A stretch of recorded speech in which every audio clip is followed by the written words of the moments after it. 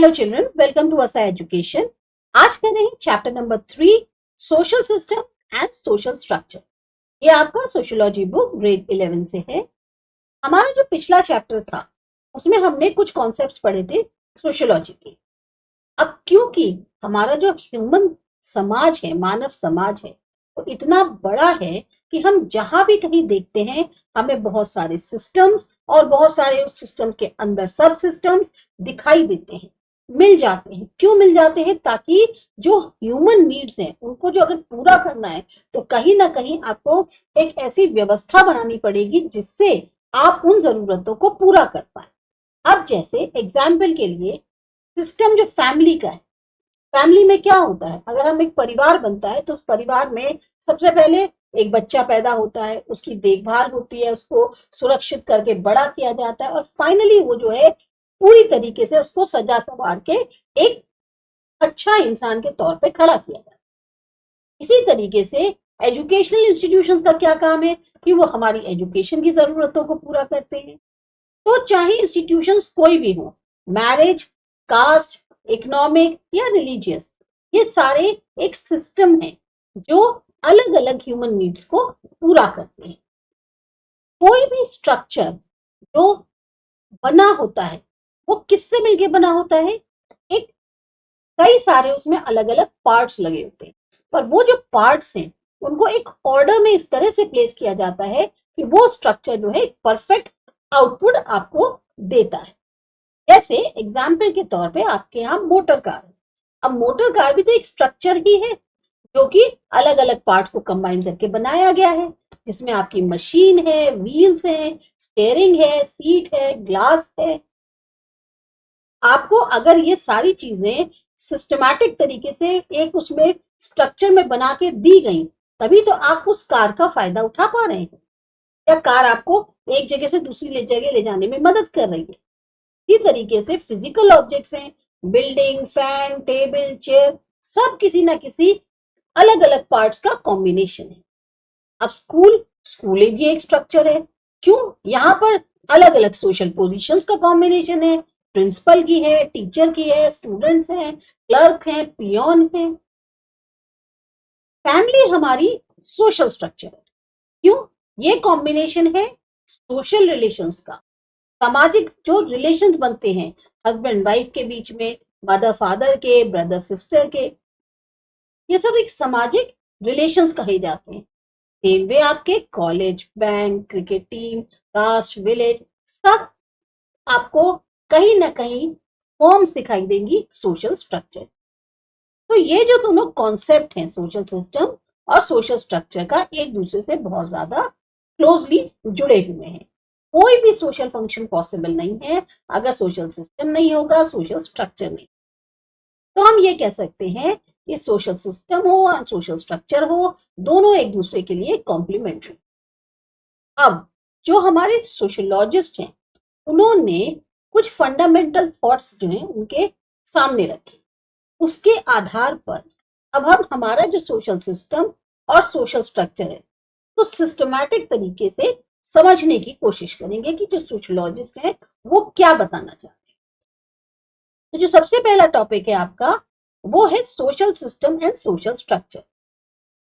Herbert Spencer एक sociologist थे जिन्होंने अपना ये जो कॉन्सेप्ट था इन सोशल सिस्टम और स्ट्रक्चर का, उसको समझाने के लिए ह्यूमन सोसाइटीज को कंपेयर किया ऑर्गेनिज्म से। इसी तरीके से ब्रोनिस लॉ मैलिनोस्की जो हैं उन्होंने सोशल सिस्टम को समझाया है उनकी जो ह्यूमन नीड्स हैं उस पर आधारित करके डिटेल में उन्होंने सोशल सिस्टम को समझाने की कोशिश की है। टैलकॉट पार्सन्स, इन्होंने सोशल एक्शन को डिस्क्राइब किया है 4 सब सिस्टम्स के संदर्भ में। तो सबसे पहले हम समझेंगे सोशल सिस्टम क्या। तो यहां आपको डेफिनेशन दी गई है सोशल सिस्टम की। जिस तरीके से हमारी जो ह्यूमन बॉडी है, हमारी जो अपना एक शरीर है, एक सिस्टम बन जाता है जब हम अलग अलग पार्ट्स को जोड़ते हैं फंक्शनल रिलेशंस की मदद से, तब हम क्या कहते हैं, हमारी ह्यूमन बॉडी वर्क करना शुरू करती है। सेम वे सोशल सिस्टम भी एक ऐसा सिस्टम है जहां दो या दो से ज्यादा यूनिट्स जोड़े जाते हैं फंक्शनल रिलेशंस की मदद से। टाइफर्ड पार्सन्स जो हैं उन्होंने बताया सोशल सिस्टम के लिए ये एक तरीके का कॉम्प्लेक्स एग्रीगेशन है अलग अलग पार्ट्स का जो एक दूसरे से जुड़े हुए हैं फंक्शनल रिलेशंस। सबने मोरलेस सेम ही डेफिनेशन को बार बार रिपीट किया। सोरोकिन बताते हैं कि सोशल सिस्टम एक ऐसा ऑर्गेनाइज्ड ग्रुप है। एग्रीगेशन तो सबसे पहले मतलब क्या हुआ? एग्रीगेशन का मतलब हुआ कि एक कलेक्शन है अलग अलग पार्ट्स का। तो सेम वे सोरोकिन कहते हैं कि सोशल सिस्टम एक ऐसा ऑर्गेनाइज्ड ग्रुप है जो कहीं ना कहीं कलेक्शन जो है जितने भी सोशल नॉर्म्स है, नॉर्म्स यानी जो रूल्स एंड रेगुलेशंस है जो हमें बताते हैं हमारी rights, duties, social position, function, role, patterns, जो म्यूचुअल बिहेवियर के या बिहेवियर मेंबर्स के साथ जो हमारे ग्रुप से बाहर हैं, उन सब को ये जोड़े हुए, ये हमारा सोशल सिस्टम। तो ब्रीफ में कह सकते हैं कि सोशल सिस्टम एक तरह से सिस्टम है लोगों के आपस में इंटरेक्शन का, एक दूसरे से कम्युनिकेशन का, उनके अपने स्टेटस और रोल जो है उसके अकॉर्डिंग। फिर आता है नेक्स्ट, फीचर्स क्या है सोशल सिस्टम। अब यहां पर आपको टैलकर्ट पर्सन जो है उन्होंने कुछ फीचर्स बताए हैं सोशल सिस्टम के। सबसे पहला आता है interdependence between different parts. Interdependence मतलब एक दूसरे के ऊपर निर्भरता। अगर हम किसी सोशल सिस्टम को फॉर्म करना चाहते तो कॉम्बिनेशन किसका चाहिए? एटलीस्ट दो सोशल यूनिट्स का बहुत मस्ट है। फैमिली जो है वो सिस्टम तब बनती है जब कॉम्बिनेशन होता है सोशल स्टेटस का, मदर फादर का हो, हस्बैंड वाइफ का हो या ब्रदर सिस्टर का। अगर हम कहते हैं ये माँ बाप हैं हमारे, या ये हमारे हस्बैंड वाइफ हैं ये दोनों, या ये ब्रदर सिस्टर हैं, तो हम रिलेशन बता रहे हैं ना। ये रिलेशन हमें किस में मिलते हैं? जब हम ये कंबाइन करते हैं तो हम ये फैमिली है उसको बताने का हमारा एक तरीका है कि ब्रदर सिस्टर एक सोशल स्टेटस है जो कॉम्बिनेशन है और सिस्टम बनाता है फैमिली का। ये सारे सोशल पोजीशंस एक दूसरे के ऊपर निर्भर है। तो जो कॉम्बिनेशन है सोशल यूनिट्स का किसी भी इंस्टीट्यूशन के या सोशल ग्रुप के, वो सबसे पहला मुख्य फीचर माना जाता है सोशल सिस्टम। दूसरा आता है स्टेबिलिटी सोशल सिस्टम में।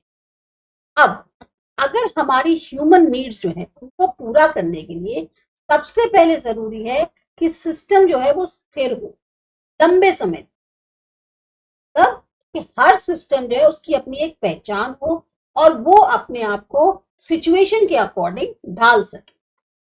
मतलब अगर आपके सिस्टम के अंदर चेंजेस हो भी रहे हैं तो आपका जो बेसिक सोशल सिस्टम है वो एज इट इज रहना चाहिए। स्टेबिलिटी बहुत जरूरी है। चेंज इन सोशल सिस्टम, सारे सोशल सिस्टम्स चेंजेबल है, उनमें बदलाव होता है। स्टेबल रहने का मतलब है एक हद तक आप स्थिर रह सकते हैं, पर तब भी सोशल सिस्टम जो है उसमें आपको चेंजेस देखने को मिलते हैं। अपने आप को उस सिस्टम को मेंटेन करने के लिए सबसे पहले सिस्टम के लिए जरूरी है कि वो अपने आप को बदलाव के अकॉर्डिंग ढाल ले।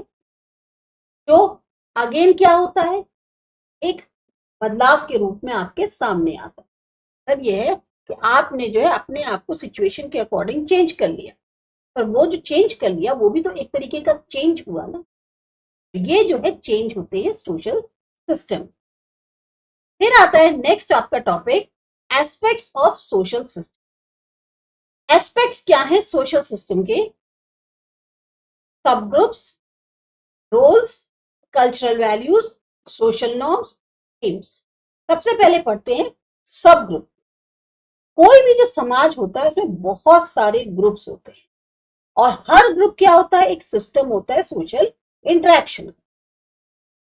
कोई भी सब ग्रुप जो कि डेवलप हुआ है एक मेन ग्रुप के हिस्से के तौर पर, उसको कहा जाता है सब ग्रुप। ये हमारा एक मेन ग्रुप है, अब हमने उसका एक छोटा सा सब ग्रुप और बना दिया तो उसे हम कहेंगे ये हमारे मेन ग्रुप का पार्ट। इंडिविजुअल्स जो हैं वो अलग अलग तरीके की बहुत सारी सोशल पोजीशंस को होल्ड करते हैं इन सब ग्रुप्स में, और उनके इसी सोशल पोजीशन पर आधारित वो फिर इंटरेक्ट करते हैं अलग अलग रोल्स को प्ले करने के लिए। तो कॉन्सेप्ट जो ग्रुप का है, सब ग्रुप का है, ये एक दूसरे से जुड़ा हुआ है। जो सिस्टम है हमारा इंटरेक्शन का, जिसको हम कहते हैं कि ग्रुप, उसी पर ये हमारा सब ग्रुप का कॉन्सेप्ट आधारित है। एग्जाम्पल के लिए ले लेते हैं, हम इंडिया को मानते हैं हमारा एक ग्रुप है। उसके जो स्टेट्स हैं, गुजरात, महाराष्ट्र, पंजाब, अलग अलग स्टेट्स, ये उसके सब ग्रुप्स हैं। अगर हम गुजरात को एक ग्रुप मानते हैं तो उसकी डिस्ट्रिक्ट्स उसकी सब ग्रुप्स हैं। अगर स्कूल एक ग्रुप है तो उसके teachers, students, administrative personal, peons, सब उसके सब ग्रुप्स हैं। तो ये जो मेंबर्स हैं सोसाइटी के, ये इन सब ग्रुप्स में अलग अलग स्टेटस होल्ड करते हैं। हर सब ग्रुप में एक ऑर्डर होता है अलग अलग स्टेटसेस का। फिर आता है नेक्स्ट, रोल्स। जो इंडिविजुअल है वो अलग अलग स्टेटस होल्ड करते हैं सोशल सिस्टम में, और उसी के अकॉर्डिंग परफॉर्म करते हैं। जो भी सोशल नॉर्म्स हैं या जो भी उनका स्टेटस है, उसके अकॉर्डिंग वो अपने रोल को परफॉर्म करते हैं। इसको जो उनकी परफॉर्मेंस है उसको हम कहते हैं वो अपना जो एक किरदार है उसे निभाते हैं, जो साथ साथ क्या इंडिकेट करता है कि इंडिविजुअल की क्या ड्यूटीज है। तो रोल क्या है? एक बिहेवियरल हम कह सकते हैं एस्पेक्ट है स्टेटस का। अब क्योंकि समाज में या जो हमारा सिस्टम है उसमें बहुत सारे सब ग्रुप्स हैं, तो हर इंडिविजुअल अलग रोल प्ले करता है अलग अलग सब ग्रुप्स के अंदर। जैसे प्रिंसिपल का काम है वो स्कूल मैनेजमेंट का ध्यान दे, टीचर्स का काम है वो पढ़ाएं, बच्चों का काम है वो सीखें, एडमिनिस्ट्रेटिव पर्सनल्स का काम है वो ऑफिस का काम करें, और पियोन का काम है वो सर्व करें। ये जो फंक्शंस है ये क्या बताते हैं कि हर इंसान का, इंडिविजुअल का क्या रोल है, वो अपने स्टेटस के अकॉर्डिंग उस रोल को निभाता है। फिर आते हैं सोशल नॉर्म्स। अब जो हमारा ग्रुप है उसका बिहेवियर कैसा हो, उसके लिए एक तरीका है, उसको जो है एक पैटर्न बनाया जाता है कि पर्टिकुलर जो बिहेवियर है इस ग्रुप का वो इस तरीके से होगा, और वो जो है एक्सपेक्ट करते हैं कि उसको वो पूरी तरह से उसी के अकॉर्डिंग बिहेवियर करेगा, जैसे हमारे सोशल सिचुएशन होगी उसके अकॉर्डिंग, या सोशल स्ट्रक्चर होगा या प्लेस होगा। अब ये जो सोशल नॉर्म्स हैं ये एक तरह का क्राइटेरिया है जो हमारे ह्यूमन बिहेवियर को बताता है, साथ ही साथ ये भी बताता है कि जो ह्यूमन बिहेवियर है वो सही है या गलत।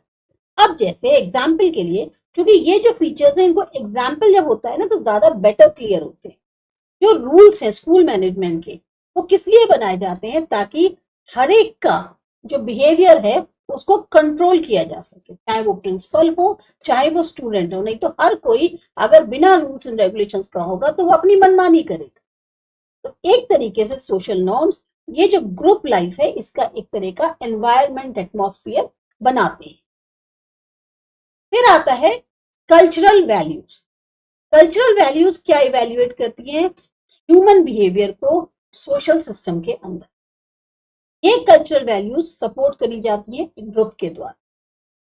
इसके अलावा जो स्टेटस होता है इंडिविजुअल का वो भी इवेल्युएट किया जाता है इन कल्चरल वैल्यूज के माध्यम से। आकलन जिसे कहते हैं। एग्जाम्पल के लिए स्कूल प्रिंसिपल जो है वो मैनेज करे स्कूल को पूरी ऑनेस्ट और ट्रांसपेरेंट तरीके से, टीचर्स सिंसियरली काम करें, बच्चे पोलाइटली बिहेव करें। ये वो कल्चरल वैल्यूज है और इनको हम कह सकते हैं ये जो है एक तरह की सोशल नॉर्म्स हैं हायर लेवल की। फिर आता है आपका एम्स। सोशल सिस्टम हमारी जो उसकी अपनी एम है, गोल्स हैं, उनको पूरा इसी चार जो कॉन्सेप्ट्स बताए हैं उनके माध्यम से करता है। एम का मतलब क्या हुआ? एक ऐसी प्रक्रिया जिससे हम किसी चीज को हासिल करते हैं। अब जो पर्पस है, फंडामेंटल और जो सेकेंडरी नीड्स है ह्यूमंस की, उसको सेटिस्फाई करना, उसके लिए सिस्टम्स जैसे कि family, marriage, state, education, religion, ये सब एग्जिस्टेंस में आए। हर सिस्टम जो है उसकी कहीं ना कहीं एक से ज्यादा एम होती है, और ये हमेशा एक्टिव रहते हैं ताकि इन एम्स को अपने, जैसे कहते हैं, एक उनको एहसास रहे कि हमें इस अपने टारगेट को अचीव करना। तो जो एस्पेक्ट्स हैं सोशल सिस्टम के, ये एक दूसरे से लिंक्ड हैं, और चेंज किसी भी एस्पेक्ट में होता है तो उसका कहीं ना कहीं कम या ज्यादा तौर पे सोशल सिस्टम पर असर पड़ता है। तो ये हमने पढ़ा सोशल सिस्टम। अब इसके बाद जो नेक्स्ट टॉपिक है वो है सोशल स्ट्रक्चर। इसको करते हैं अगले वीडियो।